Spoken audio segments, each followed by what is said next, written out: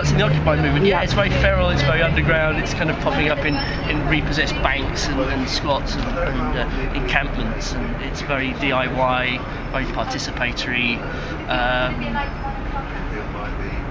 I mean, I really like performing to occupied crowds because they get involved. Do you know what I mean? With the audience participation, they're really on it. They're very conscious. They're very willing to get involved, because that's the whole culture here is one of everybody joining in, you know, and taking part. It's weak. They fear our strength. This is our. They call us indecisive.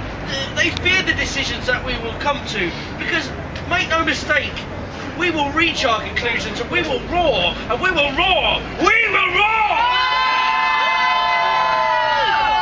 Through the cracks of a shattering system, seeds of change in germination, by the tent pegs of love and solidarity, I'm Spartacus. No, well, I hope to achieve. I want to reach as many people as possible with these memes. You know, this is a big mimetic superhighway here. We're in the Tent City University, where there's been some incredible speakers and discussions and assemblies that have been had in the last 2 or 3 months. We had George Monbiot sat right here only a few days ago.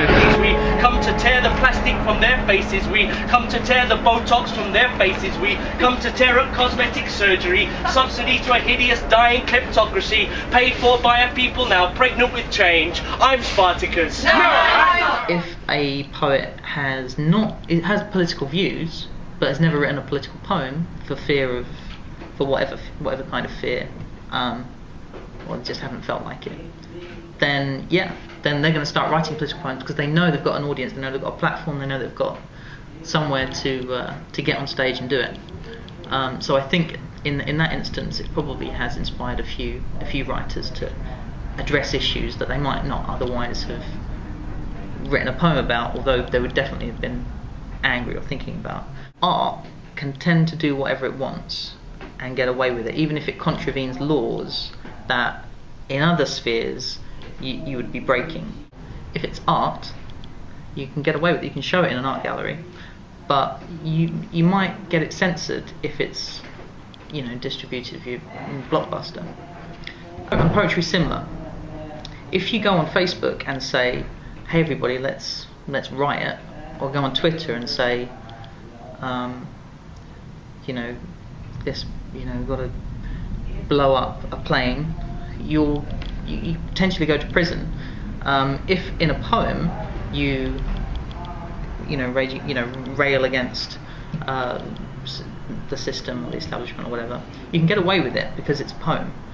And so it does provide a kind of protective shell. Material which means something here. You can do political stuff. You can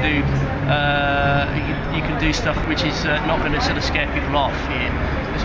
There is a big awakening of consciousness in protest music and protest poetry, because people are increasingly becoming more aware, and stand-up poetry is one very good way, amongst others, to articulate that, and to stand up and to stick these things into the air, into people's ear holes. Only another world is possible. Only another world is possible. We want to push the banks to the brink of extinction. We're gonna get Darwin just a little bit longer. Hold on, just a little bit longer. Hold on, just a little bit longer.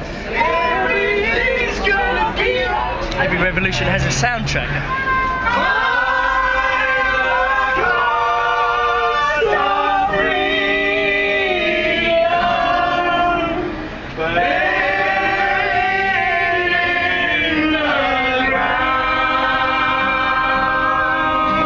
If Jesus was alive today, he would say, Occupy. Thank you.